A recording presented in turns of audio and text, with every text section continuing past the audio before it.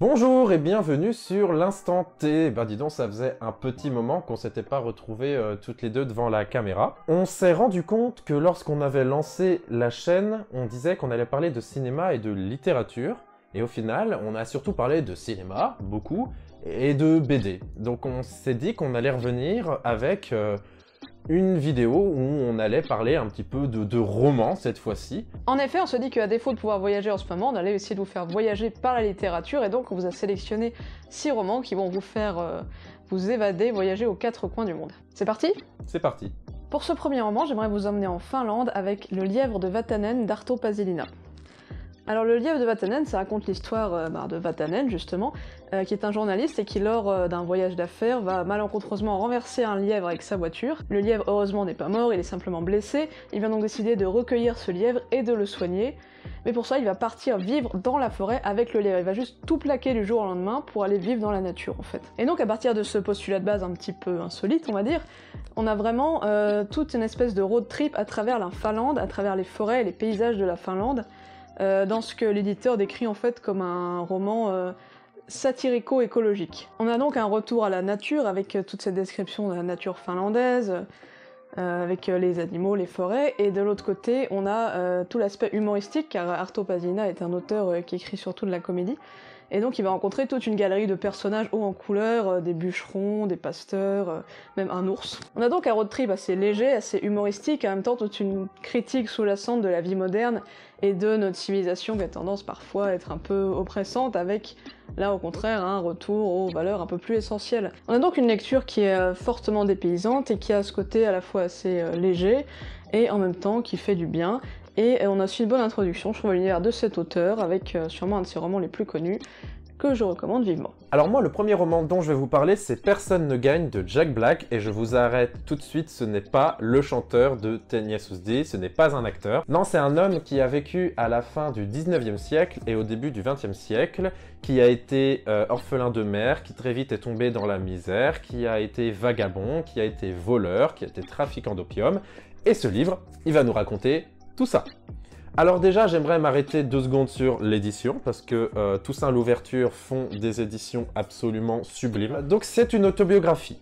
C'est vraiment une autobiographie de cet homme qui va nous expliquer son périple en tant que vagabond, que hobose, entre les États-Unis et le Canada. Et c'est vraiment nous faire découvrir tout un univers, tout un microcosme. On se rend compte que les vagabonds, les trafiquants, les voleurs, les perceurs de coffres-forts, c'est vraiment un petit monde où tout le monde se connaît un petit peu. Et on va suivre vraiment ses aventures au fur et à mesure. Donc c'est un livre, quand on commence à le lire, il ne nous lâche plus. Parce qu'on a toujours envie de savoir comment il va s'en sortir, comment il va arriver à se débarrasser de ces 2 gros molosses qui veulent le tuer. Je parle vraiment de chiens là, quand je dis molosses. S'il va réussir à rejoindre la maison où il y a une femme au fort caractère qui réussit à un petit peu se faire respecter par tous ces voleurs. On a envie de savoir s'il va tomber dans la drogue, comment il va s'en sortir.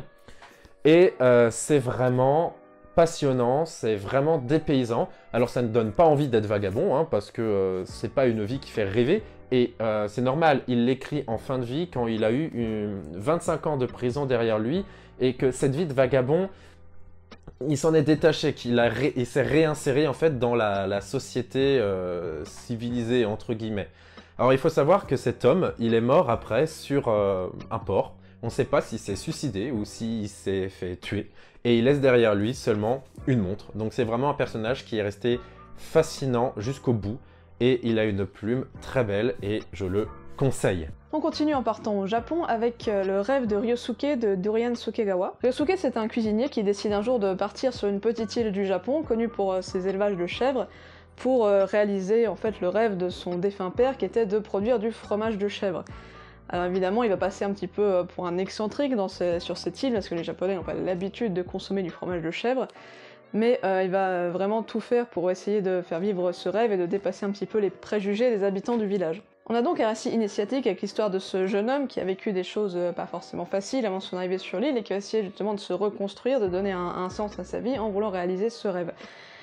Et outre le fait que déjà ça donne très faim avec toutes les scènes de fabrication du fromage, C'est d'ailleurs l'auteur des Délices de Tokyo, aussi qui va adapter au cinéma, donc il a fait pas mal de romans consacrés à la nourriture. Je sais pas ce qu'ils ont les japonais avec la nourriture, je suis en train de partir en hors sujet là.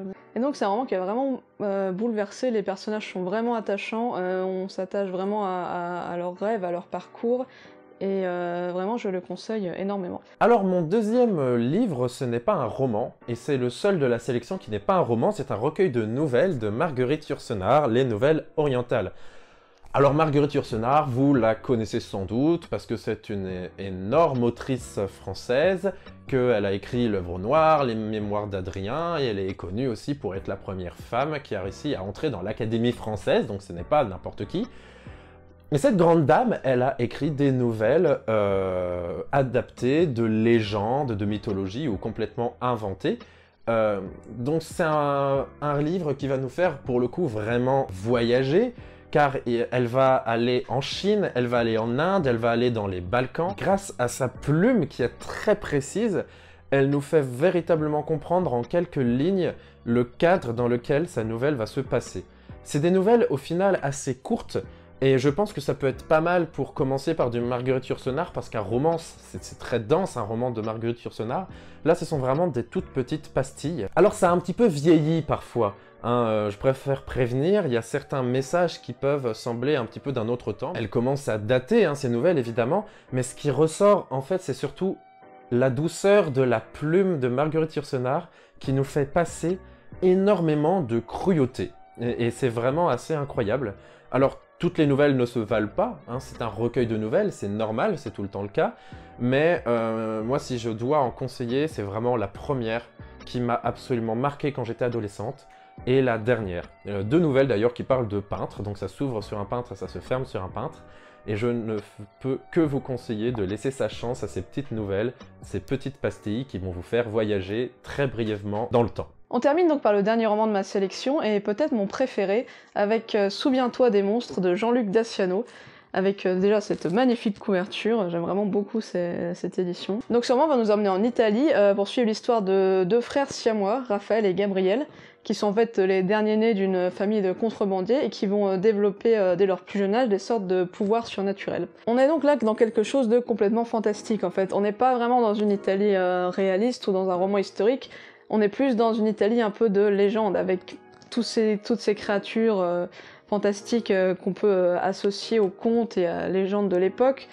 On va avoir par exemple tout un univers de Fricks avec des sirènes, des centaures et d'autres sortes de créatures. Et en même temps, c'est extrêmement bien amené et ça paraît jamais étrange dans l'univers du roman en fait. Si j'ai trouvé ce roman si prenant, c'est déjà par le style de l'auteur que j'ai trouvé vraiment incroyable, avec un phrasé très poétique, très imagé, et aussi par sa galerie de personnages extrêmement attachants, notamment toute la fratrie, toute la famille des héros qui sont assez hauts en couleur, et tous les frics, comme je disais, qui vont être amenés à rencontrer au cours de leur périple. Je ne peux donc que vous conseiller de vous laisser emporter par cette grosse brique. Voilà, il pèse son poids, mais vraiment, vous ne le lâcherez plus une fois que vous l'aurez ouvert. Vous vous laisserez emporter par cette espèce de fable un petit peu macabre, par ces personnages inoubliables. Vraiment, Souviens-toi des monstres, très très gros coup de cœur. Et comme Marie, mon dernier roman, c'est peut-être celui qui m'a le plus plu, c'est L'esquisse d'un rêve de Badulsdottir. Et oui, j'ai réussi à le dire, même si je ne suis pas sûr de l'avoir bien prononcé. Et c'est comme vous avez pu l'imaginer grâce au nom de l'autrice, eh ben, c'est un livre islandais. L'esquisse d'un rêve, Caritas, livre 1, c'est vraiment de la tranche de vie. Donc on va suivre Caritas de sa toute petite enfance, voire de sa naissance jusqu'au fil de sa vie. Et Caritas, elle a de ça en particulier qu'elle veut être peintre. Elle veut être peintre, mais attention, elle veut être peintre de peinture contemporaine. Alors déjà, dans le milieu très prolétaire des pêcheurs de poissons, vouloir être peintre, quand tu es une femme, c'est un gros mot. Dans l'Islande de cette époque, mais alors, quand on en vient à vouloir faire de la peinture contemporaine, elle en vient à perdre le peu de soutien qu'elle avait, véritablement. C'est très bien écrit, c'est vraiment passionnant, on est vraiment plongé dans un univers qu'on connaît peu. Moi, je ne connaissais pas cette Islande-là, l'Islande un peu prolétaire du début du XXe siècle. Et très vite, on est plongé dans cet univers. Alors un univers qui fait pas forcément envie, parce que quand on nous décrit une usine de vidage de poissons, c'est pas forcément vendeur. Mais Caritas, c'est vraiment une femme qui rêve, et elle va vivre des aventures et des passages de vie terribles. Et on va pleurer avec elle, mais elle aura ce rêve qui est de peindre, qui va la tenir. Et c'est grâce à ça qu'on va s'évader. D'ailleurs, les chapitres sont entrecoupés de descriptions de tableaux, en fait, à la première personne. Et donc, du coup, on a toujours envie de lire la suite parce que chaque chapitre est vraiment différent. Et comme il y a cet entrecoupage, c'est vraiment fluide. L'histoire ne se termine pas avec Caritas livre 1. Il y a un deuxième tome dont je ne vous parle pas parce que je ne l'ai pas encore lu en intégralité, mais on y continue de suivre une Caritas plus libérée et plus affirmée que jamais.